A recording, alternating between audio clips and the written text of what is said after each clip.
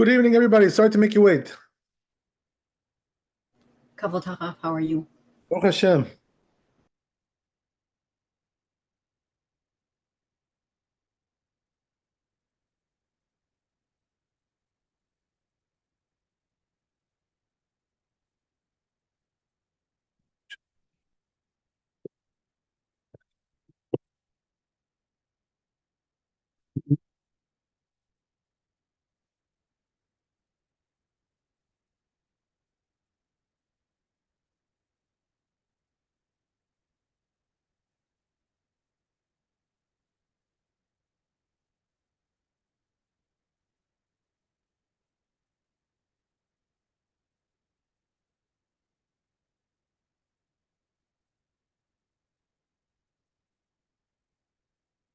Okay.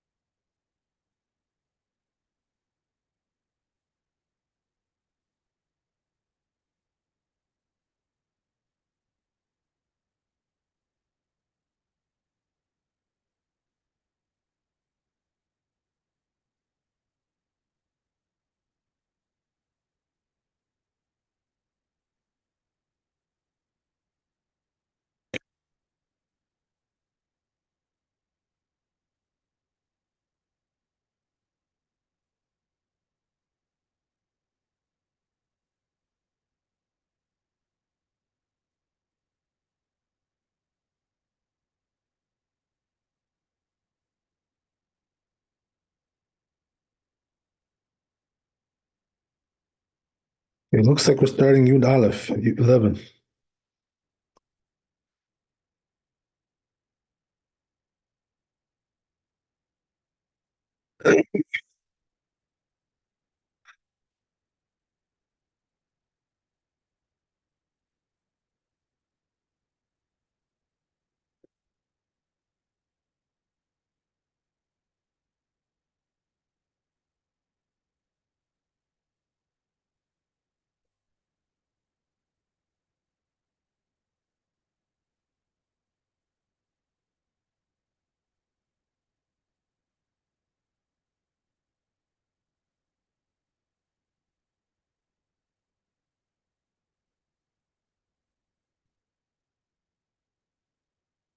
Yeah, so we're going to read this Beit Yosef here. It says, V'agot Maimon Berek Aleph, it says this rabbi, Katvu al achita shenimtzet b'matzah, afuya.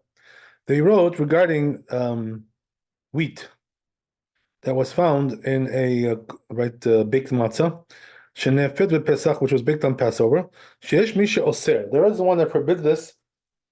Afilu sha'ar matzot shenefu ima, even the whole batch, right, that were baked together with that matzah. V'yesh mi she'matir. There is one on the other opposite extreme that allows this. Afilu otam matzah alidei klipa. So how is that? Even that matzah itself, by removing the surrounding area, fingers width, and it's going to be good. It's going to be allowed to eat that. So this rabbi says, in the middle, the compromise will forbid, this matzah, but the other ones in the batch will permit. Okay.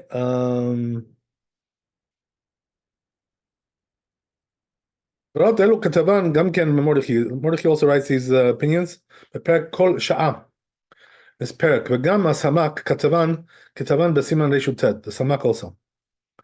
כתב אפילו לדברי האוסר כל המצות, says like this, that even according to the one who says that all the matzot are forbidden, all the batch, שנאפו עמה, they were baked together with it, אם נאפו יחד בקירה, אין לאסור. So it's, but if they were baked together in the stove, right? Whatever oven, you shouldn't forbid it.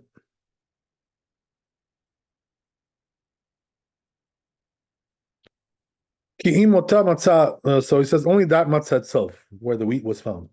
But not the others. The lo shayach recha ki'im al yedei tanur amchuseh lemala.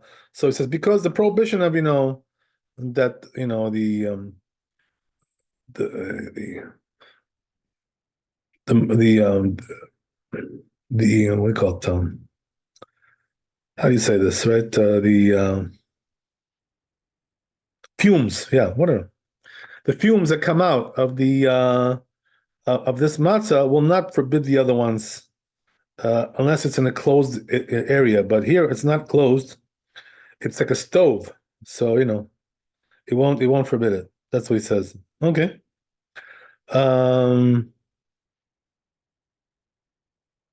I don't think we paskin like this, but anyway, good to know. So he says even those matzot which are touching one the other, shachitaba, that the wheat's there, sharu, they're permitted. Vehen asvarot shkatav rosh. So these are the opinions that were written by the Rosh. Shera'a ktat gdolim shasruota. That you saw some of the rabbis that forbid this. Ota matzah, that matzah itself. V'yesh acherim shasu kol matzot. Some forbade the whole batch, as we said. V'hu ichriya l'kedivya omrim de lo asar. But he says, right, the Rosh himself, that only the surrounding area from that matzah is forbidden, and the rest of the matzah itself is permitted. So he's more lenient than the opinion we just saw now. That seems like more logical, more feasible, right, than this other opinion which we saw, which is a little bit stringent, on the stringent side. Anyway, so he says, right, Katav Rashba, says the Rashba. שאלת חיטה מבוקעת שנמצאת בפסח בתוך הלחם או מעט לחם חמץ. It says, what about if you find, right, similar question that we just had now. Wheat which was cracked and you found it inside your matzah. Right, or some of it is like leavened. Some of the matzah itself is leavened bread. Teshuvah, so what do you do in a case like that? What's the din? So he says the answer is דבר ברור הוא שאילו נגע פת חמץ אפילו חמה ופת מצה חמה שאינו אוסר אלא מקום מגעו.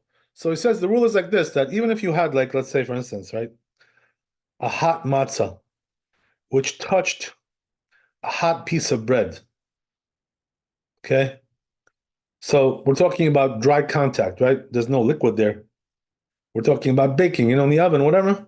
So in a case like that, he says it'll only forbid the surrounding area, right? But otherwise, the rest of it will be allowed.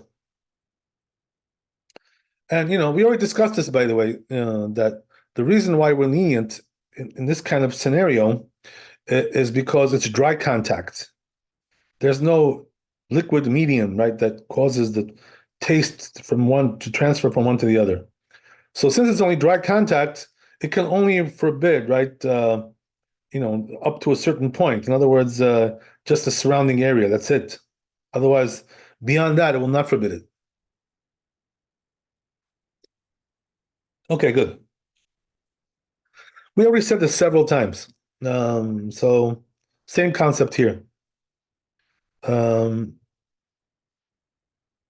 it says, like we found in the Talmud there, זבחים צדיק זין עמוד א', וכן בכל איסור שאינו מפעפע, אינו נכנס לפנים מכדי קליפה. So it says also any prohibition which doesn't permeate, right, doesn't penetrate more than what we just said, right, which is, 1 finger's breadth, which is 2 centimeters. ואף על פי שאיסורו חמץ במשהו, so it says even though that we already said, right, that the prohibition of chametz on Passover is even the slightest amount. Lifni miklipa en kan chametz klal. But it says beyond, that amount, beyond that 2 centimeter, right, that we mentioned, there's no chametz there at all. There's nothing to prohibit whatsoever. Even a little bit, right? It says, there's not even a little bit there. But he says, the case that we're talking about, he says there's a different reason why we forbid it, not because of the issue of prohibition of the mixtures. So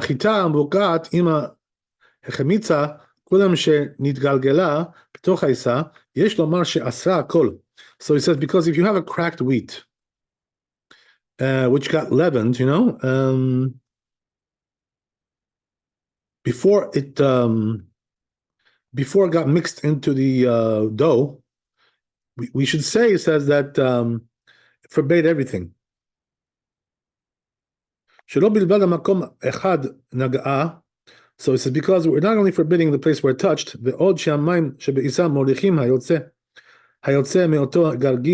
so it's not only that, but it says the moisture that you have in the dough also is able to transfer the taste over, even further away. Because the dough has moisture inside there. There's water, it was made with water. Just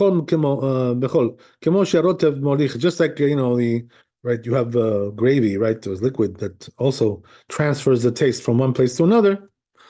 Even something which doesn't permeate. Right? So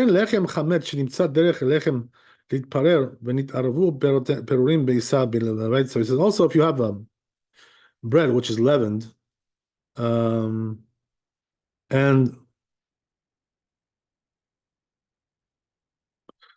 it got crumbled, and then it got mixed with crumbs.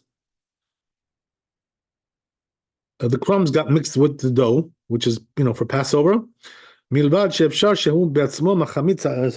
not only the fact that it also itself can leaven acharim, that can leaven others, even though it's baked. So it says, I'm not really, thinking that that it should be forbidden because it causes the dough to leaven. So it's because not every size of chametz, every measure of chametz, even something, slight amount, machamitz, that leavens. Kol shi'ur isa, all the dough, the whole dough. Isa meruba, even if it's a big dough. As we learned in the Mishnah, seor shel truma v'shel chulin. If you have the yeast, right? The seor means like it's not the yeast that we have today. It's like more your standard yeast, which is made out of the bread itself. So he says, right, that if it's truma, right, that yeast truma, and it's and got mixed together with the mundane, right, which is not holy. And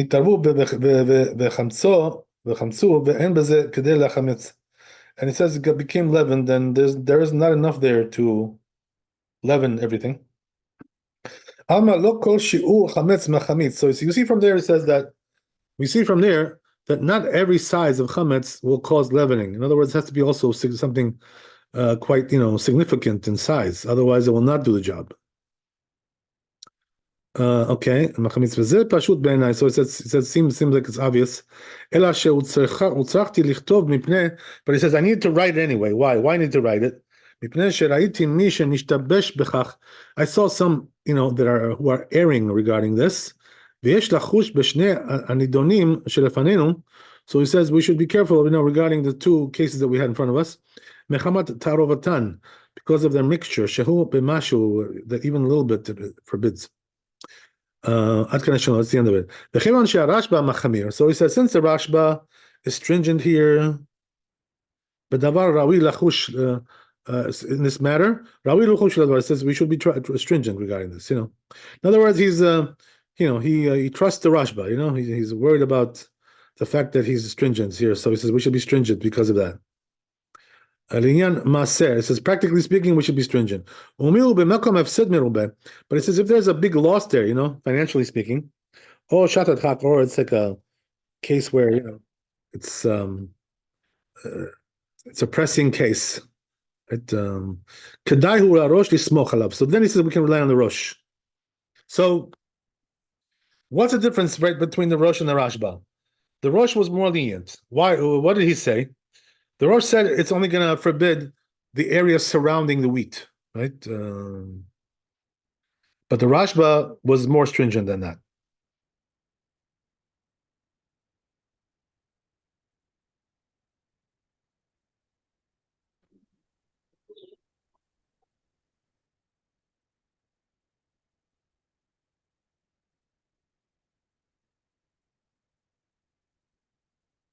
I'm just looking to see exactly what his opinion is here. Looking it over again.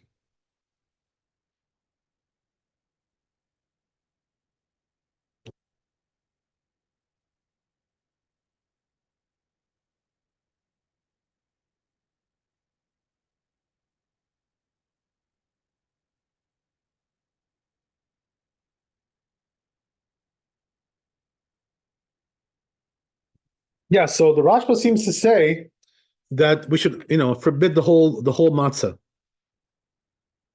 as opposed to the Rosh who says only the surrounding area. Right? That's the difference between them. That's pretty much a story there. So let's see how the Shulchan Aruch goes.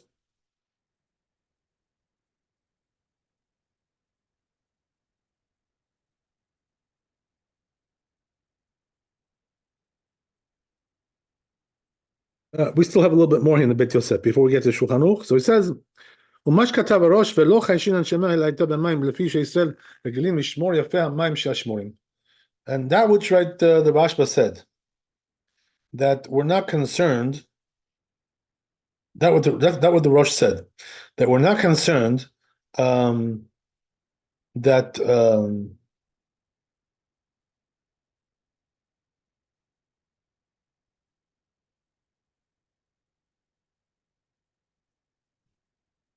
perhaps it got into the water.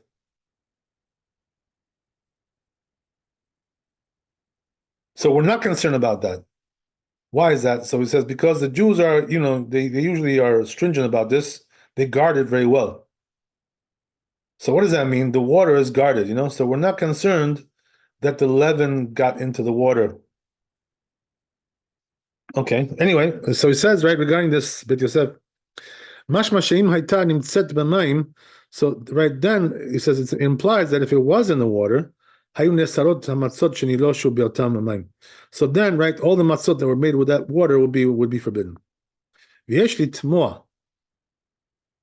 So okay, I got the point, right? What he's saying is like this: that he's saying that we're not concerned that wheat that we found inside the matzah after it was baked or whatever, we're not concerned that wheat was also in the water as well.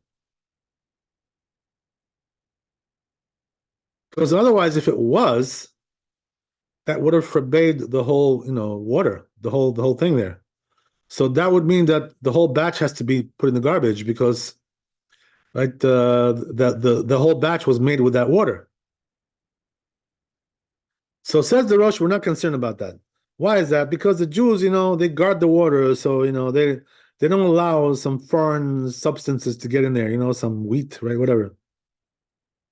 This is the reason why we're not concerned, he says.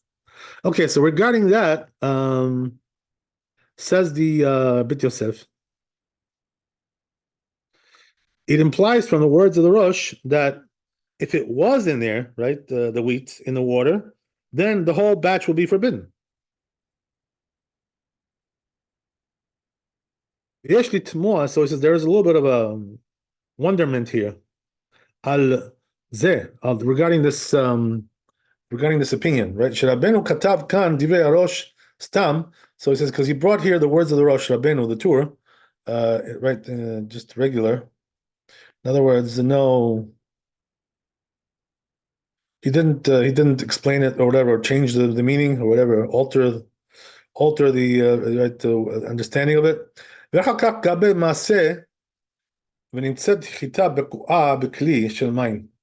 he says, and then afterwards, after they had a practical case where there was wheat found, cracked wheat, which was found in a utensil with water.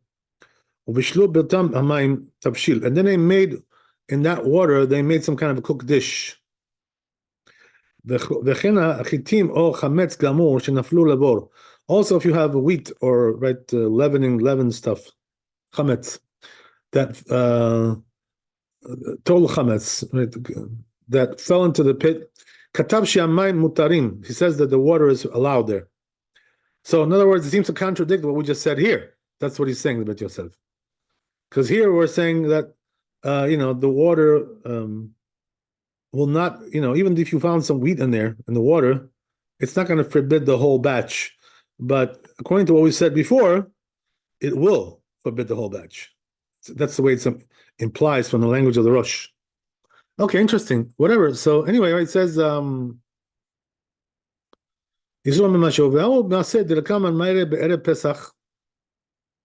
says, right, that case is talking about Erev Pesach, right? Eve of Passover. It's not on Passover. So therefore, right, that's the reason why he's lenient there. Even though, the wheat got into the water. So why are we lenient there? Because since it's not Passover yet, so it does get nullified, the wheat inside the water. But, right, I guess in our case, right, we're talking about that it's on Passover. So there it does not get nullified. So therefore, right, we have to be more stringent. That's the way he answers it. Okay, makes sense, whatever, right? Makes sense to me anyway, I don't know. I'm not sure if it makes sense to you, but...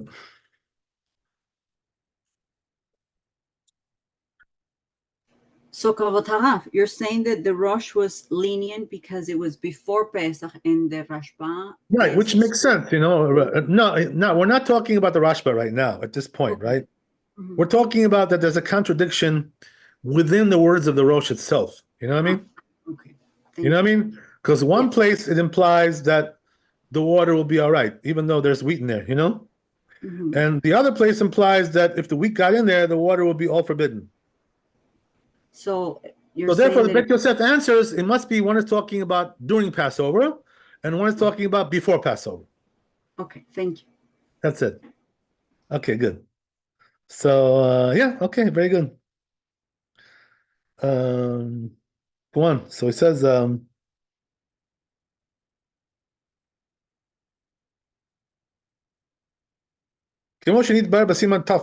it's like we already explained, right, in the chapter, which is 447. Okay, good. So we already did that. This is from the good old days, from the past. Okay, whatever. So anyway, right, it says here, he says there's also a proof, that that's correct, this answer. What's the proof? There's a source, he says, that since Rabbeinu, right, the Tur gave a reason, he said, right, that the reason why we're lenient there is because the wheat doesn't give taste in cold water.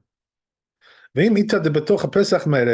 if it was that we're talking about during Passover, says, I don't care if it didn't give taste.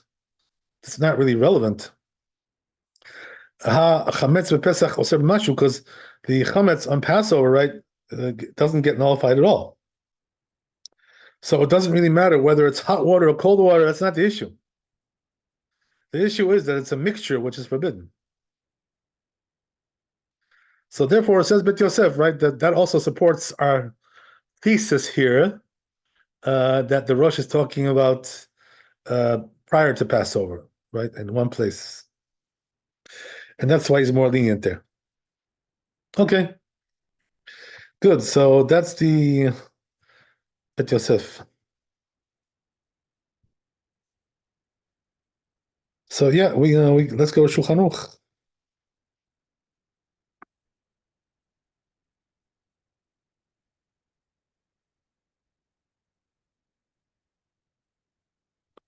So says Shulchan Aruch, Im nimtzet chita beku'a be'isa. If you found, right, wheat, kernel of wheat, cracked inside your dough, or let's say you found it in your baked matzah, So what do you do, right? As you know, right, we saw there's a machloket about that between the Rosh and the Rashba, right? So let's see how we go, right, over here. So it says, Yasir mimena kedeh netilat nakom, ve'ashar mutar. So he says, right, that he paskins like the Rosh, that all you gotta do is just remove the surrounding area, and the rest is all good. And then he brings the other opinion, right? V'yesh mi she'oser kol ha'isa o ota matzah, and there are those that forbid the whole matzah or the whole dough even, right? So he says, right, that interesting, right? He says that it's proper to be stringent like this opinion, like the second opinion, like the Rashba. So how does this come out, right? In practically speaking, what do we do with this? Because the format here is like stam veyesh, right? So it should be the halacha like the first opinion, but then he tells you it's proper to be stringent like the second opinion. So what does that mean? How do we construct this whole right this whole concept here? Construct, right? Whatever. How do we do it? So he says, right, that the answer is like this: that really, since he brings the first opinion, right, which is the Rosh. Really, technically speaking, the halacha is like the Rosh. But then he tells you, right, but it's good to be machmir like the Rashba, right? But only as a stringency. You know what I mean? You know. So in other words, as a stringency, proper to be machmir like the Rashba, but dry bones, right? Bare bones halacha, right, is like the Rosh. You following me? I hope I'm not confusing you here.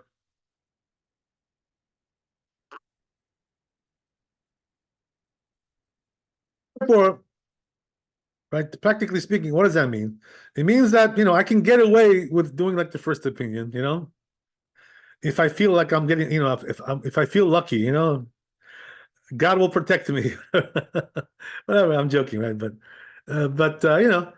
if you're like a God-fearing person, and it's not a big loss for you, right? That's what he says here, right? But he says if it's a big loss or it's a pressing situation, right? What would that be, by the way? A big loss or a pressing situation? How would you define that? You wouldn't remember which of the smaller batches of dough you had taken it from. I'm not exactly sure what you're referring to, but You remember when you yeah, said in the beginning when we were forming the dough, it would be a certain size, it would be yeah, handleable, right. and so if you were to throw away the whole batch, you wouldn't know which ball it came from unless you had some kind of mark on each one had its own mark or something, and you might have to throw away all of them. Right, but I'm not sure if you're understanding my question. My question is like this, right? My question is, he says, right, that it's proper to be stringent, like the second opinion, which says you should throw away the whole thing, or at least that matzah, right? At least that matzah. So unless it's a big loss for you, or unless it's a pressing situation. So how do we define here big loss or pressing situation? So the answer is like this, right? A big loss, as we talked about yesterday, it means that you're losing like a significant amount of money there. So it'll hurt you in your pocketbook. You know what I mean? It'll be like an ouch. Ouch. That hurts. Like that's a significant amount of money for me. That's one reason why you can be lenient. He says, right? Because you're losing a lot of money. So why would that be? By the way, you're losing a lot of money because if you're throwing away the whole batch, right, the whole dough, that could be a good chunk of money there, right? $10, $20, it's money. It's not pocket change. You know what I mean?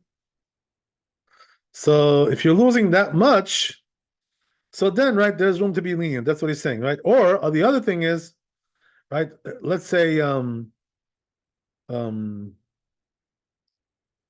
The other case is a pressing situation. Well, how would you define a pressing situation?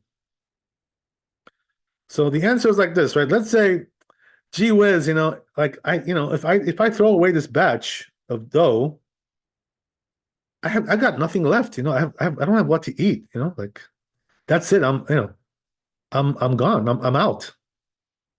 So what does that mean? Like I won't have what matzah for the seder right night or whatever, right? Something like that. That's like a pressing situation. So in a case like that, right, we have to, you have nothing to eat, that night, whatever, right, and whatever it is. So that's a pressing situation. So then, you can be lenient. That's what we're saying.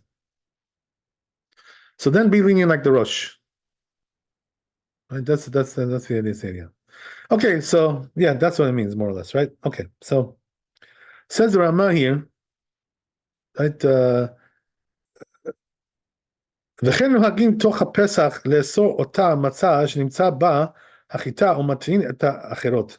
So it says, right, the Rama, also the custom is the same, right, on Passover itself as well. What does that mean? That, right, not as well. The truth is that we're talking about during Passover, right? So what does that mean? That we only forbid, he says, the Rama says, right? We only forbid that matzah, but not the whole batch. He says that's a custom, the Rama. Okay. So that's not a big loss, you know what I mean? Like one matzah, what is it worth? You know what I mean? What? I don't know, right? Whatever it is, right? 50 cents, $1, $2, whatever, depending on, right, how much you paid for your matzah. Whatever it is, right? It's not really that much. So, it's not a big loss. $1 is not a big loss, right? Whatever. So, okay, we got the point, I think, right? Hopefully. So then he goes on.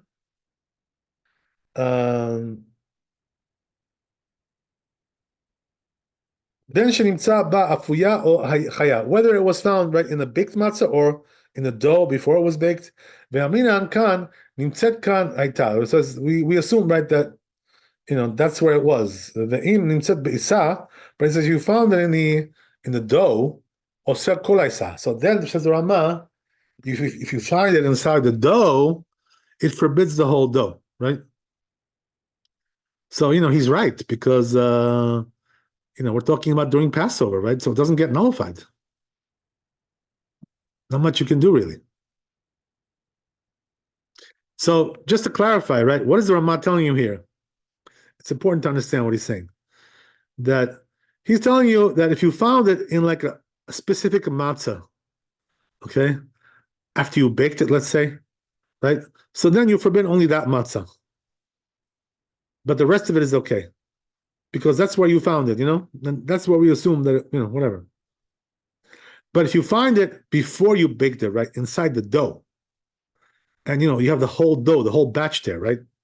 So there you're going to forbid the whole thing because it's like one piece, so it doesn't get nullified during Passover. This is the problem. That's what he's saying.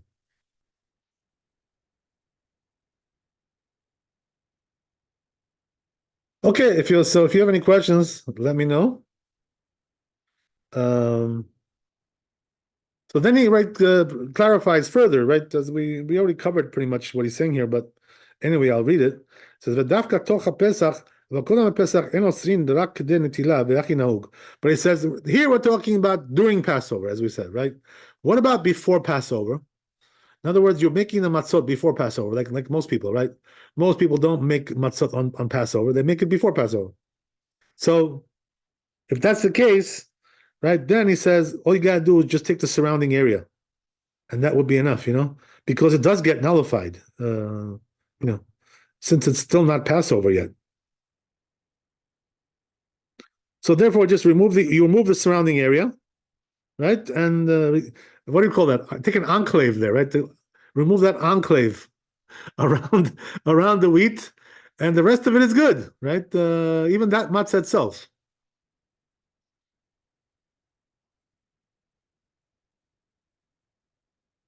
Okay, good. Let's see where we're going here.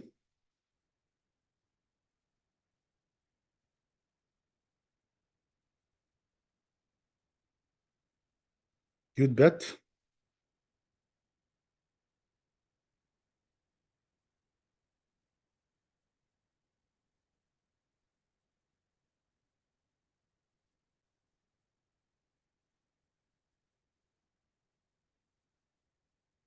Here we are.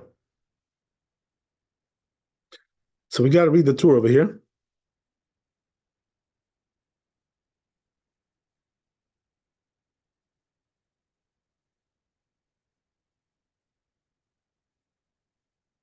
So it says the tour like this.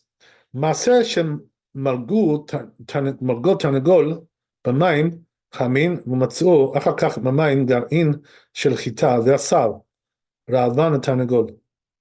One second. Let me just make sure I'm in the right place here.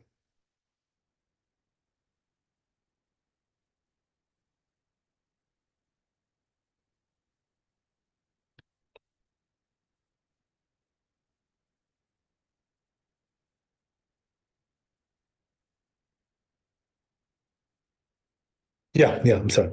So let's read that again one more time. So what happened was, right, there was this מעשה שמרגו תרנגול במים חמים.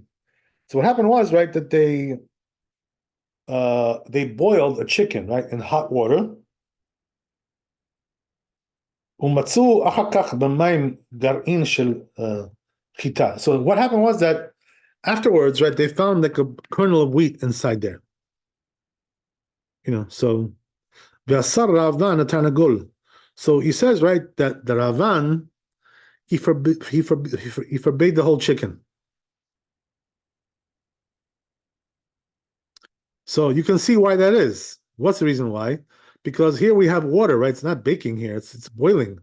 So therefore, right, it permeates. The taste permeates to the whole pot, to the whole dish, right? The whole chicken. So therefore, it's all forbidden.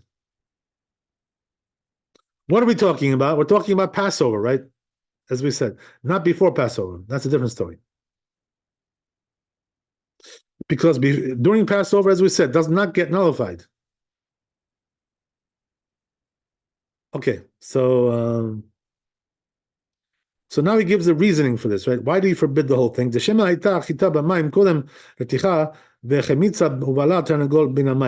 it says, could be that the wheat was there before, when they were cooking the chicken, and therefore the chicken absorbed the taste of the wheat, right?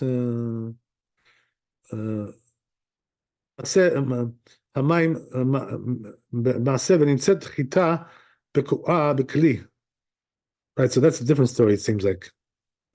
Okay, let's see the Beit Yosef here.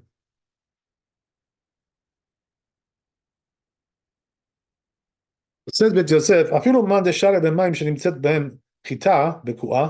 So it says, even if according to the opinion that says, right, if you find wheat in boiling water, right, well, it just says water. You found wheat in the water, cracked wheat, ובשלו מאותם מים, and then, right, he cooked with that water. So it says, even though if he even the one who's lenient regarding that case says, in our case he will be stringent. It's not the same case. So what's the difference? So he says, in our case we're talking about boiling water. Over there it's talking about cold water, right? And it's not the same thing. What's the difference, by the way? Because once the water is boiling, right, the taste will permeate throughout the whole dish. This is the problem. But when you have cold water, it will not permeate. There's no reason. And therefore, you can just remove it. Remove the wheat, and the water is fine.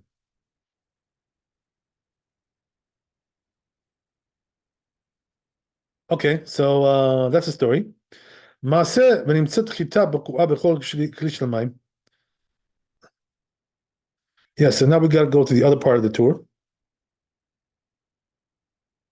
So he says, right, that they found cracked wheat, as we said, right, in a utensil with water, and then they cooked with that water, right, tavshil, some kind of dish, tavshil, and they permitted that dish. And we don't say, right, that the water is forbidden. And therefore the dish is also forbidden. Avi Ezri says that's the rabbi. This rabbi permitted chitim shenaflu lebor, regarding he permitted wheat that fell into the pit. Katav she'en machmitzot, and he says, right, that they don't get leavened. Interesting. Like we said, tafach tiltosh betzonen el alma shatzonen me'akevo milachamitz. So it says, you see from this Talmud, whatever, right, that he brings here, that cold water will prevent the wheat from leavening. So the cold has like this effect where it stops, it halts the leavening of the wheat. So just the opposite, right? Not only does it not cause leavening, but it halts it, prevents it.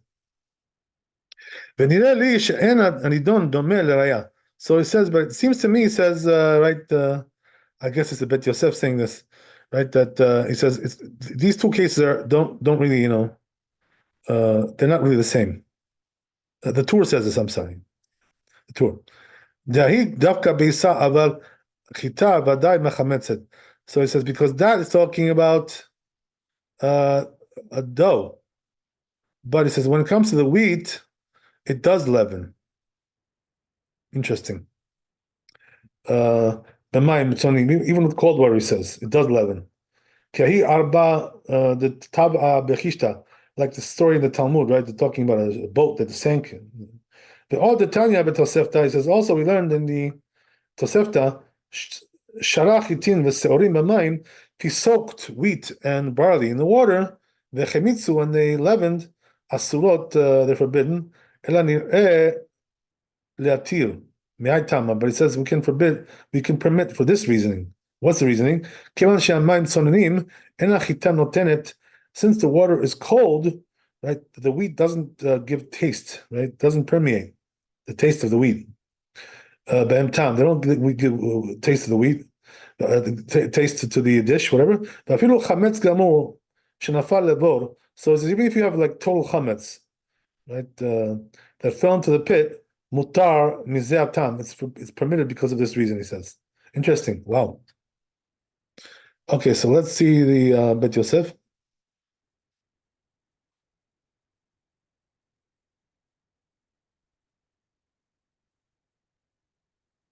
Yeah, so it says Bet Yosef. Okay, this we already read. Let's see where it starts. Yeah, so it says Bet Yosef like this. It seems to me, it says, the en mikan raya dika lememar deha dechitim machmitzim alide mayim sonenim leolam enam machmitzim. היינו אחר שיצאו מתוך המים, אבל בעודן מתוך המים הצוננים לעולם אינם מחמיצים. וזה לשון המורכי. So, let me just see 1 second here.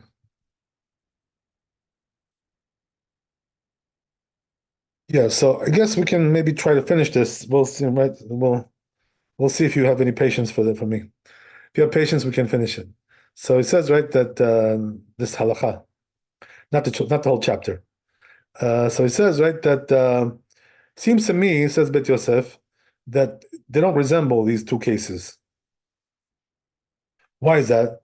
Because, right, we're talking there, in that case, we're talking about a dough.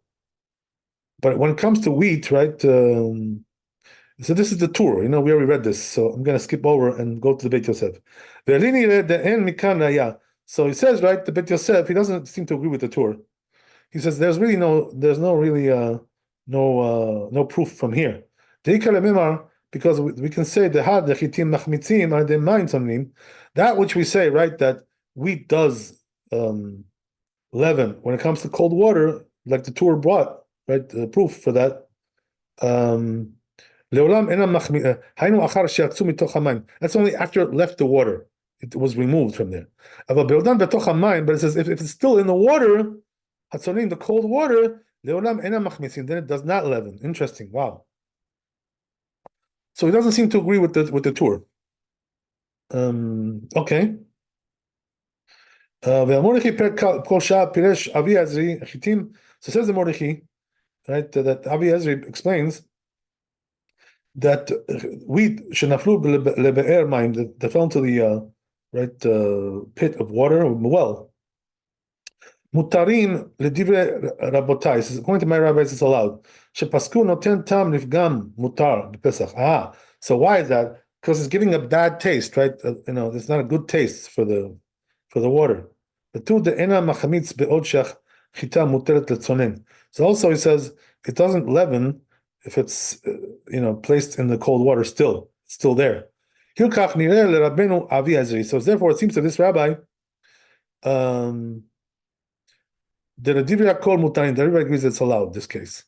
The Katav Rabbeinu Yitzchak, says Rabbeinu Yitzchak, Be'or Zarua, right, in this book, Kikar Lechem Chametz, right, a loaf of bread, which is Chametz, Shnafal Lebor, that fell into the pit, Be'en Bo Kedei Liten Tam, so there's not enough there to give taste, Be'meme Abor, into the water of the pit.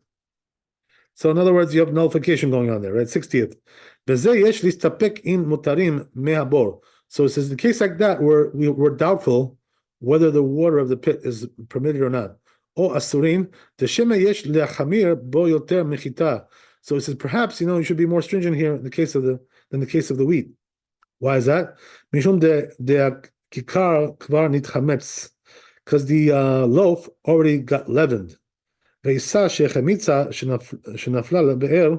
And if so, wheat was dough which got leavened, and then it fell into a pit. It's going to give taste there for sure. He says, but he says we don't know if it's a taste for it improves the taste or it spoils the taste. So he says probably right, it spoils it. So it's a detrimental taste there for the water. The two called kihai gavna samchinan sheltot. So he says also in cases like this we rely on the sheltot, right, which is a book, the rabbi. Sheitiru chametz bepesach b'shishim, because they permit, right, as we said, there are opinions like this that do allow nullification of chametz on Passover. And 60th. That's the end of it. So this rabbi says, Divrei Rabbi Ezri, right? This rabbi, these words of this rabbi.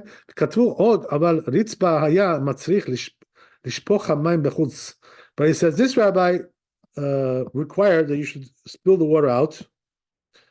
That you found the wheat in there. But he says the matzot you made, that you made with the water, he permitted that.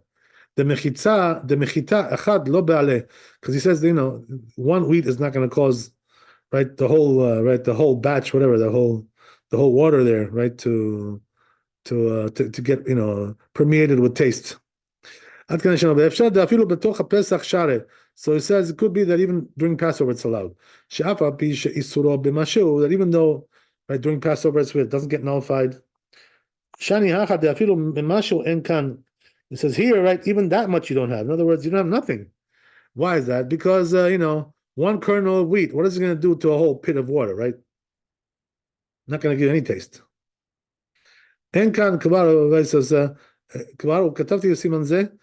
שמדברי רבנו בדעת הראש נראה שהוא סובר שמים צוננים שנמצא בהם מחיטה ולשו בהם. So it says, but it's according to the Torah, in the name of his father, it seems right that cold water you found inside there is some wheat, ולשו בהם, and then you use that water, right, to knead a dough, right, or בשתו מהם בתוך הפסח, or they cooked in that water during Passover, asur, it's forbidden. רבנו שמתיר כאן. So it says, then how does Rabbeinu, right, the Torah, allow this here? Because here it doesn't give any taste at all, because it's too small. It's minuscule. בנמצאת קודם פסח. Let's talking about that we found it before Passover.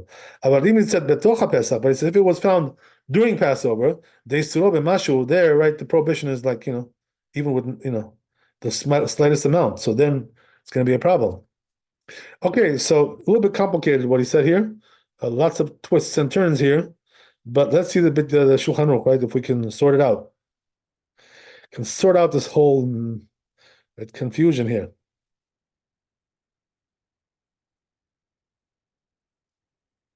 And right, he says like this. It was a long story over here, right? So it says,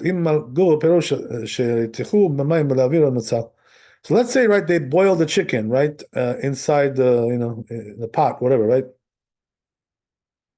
So by the way, just for the sake of clarity, we're not talking here that he boiled it, to cook the chicken, to eat like chicken soup. That's not what he's saying. What he's saying is that he cooked it in order to, right, to remove the feathers, right, like singeing it,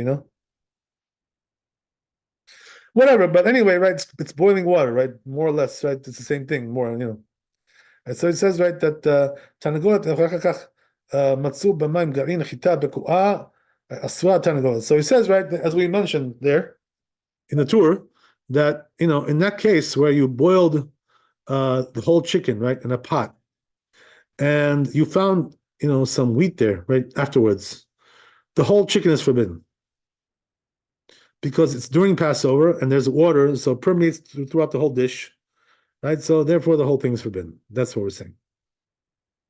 Okay, but it says, what about if you found, right,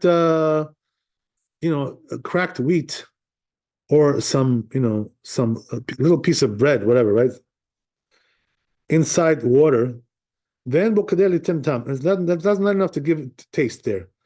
Why is that? Because it's cold water, right?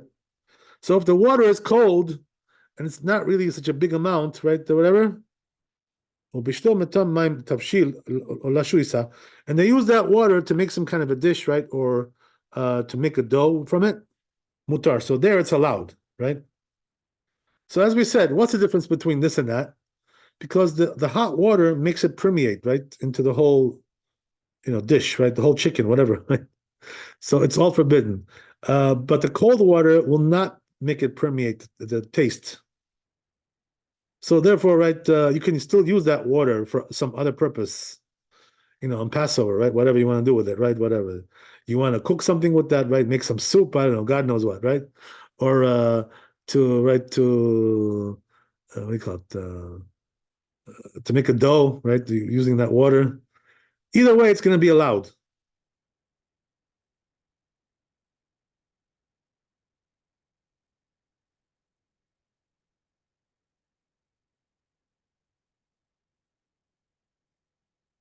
So interesting. Let's go on. So he says, so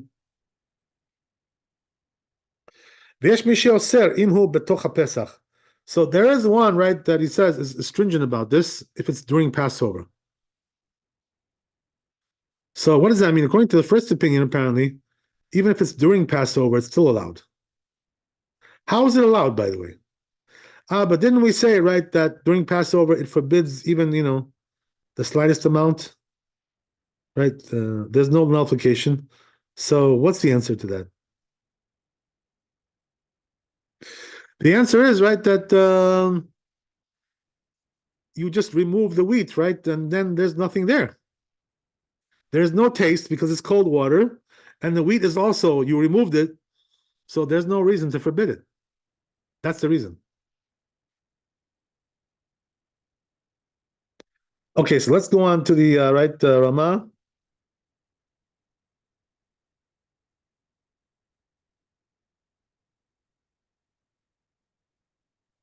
You know what? Maybe we'll do this next time, this Ramah. Because it's kind of like, large. It'll probably take some time to digest this whole thing. Right? It'll take time to digest this whole dish, right? With chametz in there. So we probably better to wait till tomorrow because this way, we can. Tomorrow is Friday, right? But next week, right? But next week is Purim. So yeah, so we're gonna have Purim. So we're gonna be probably all drunk, tomorrow, right? Sunday night. So you don't want to see a drunk rabbi giving a like lecture, right? That's not very respectable. So I guess we'll skip Sunday night, right? Because of Purim, right? You don't want a drunk rabbi, right? So therefore, we'll start up again on Monday, Bezat Hashem. Okay. Sounds good. All right. Okay, very good. So thanks for coming. Be blessed with wealth and health and happiness. Bezat Hashem. We have still lots of classes that we gave on Purim and all these mitzvot that we're doing now. So watch the classes, if you're not really sure what to do. And we have lots of videos, Baruch Hashem. You can watch and educate yourself about all the mitzvot, about Purim, everything that you need to know. Baruch Hashem. So have a great Purim, have a great Shabbat. Right? And we'll see you Monday night. God willing. Shabbat shalom. Thank you so much. Shabbat Shalom. Chazak Baruch. Laila Tov. All the best.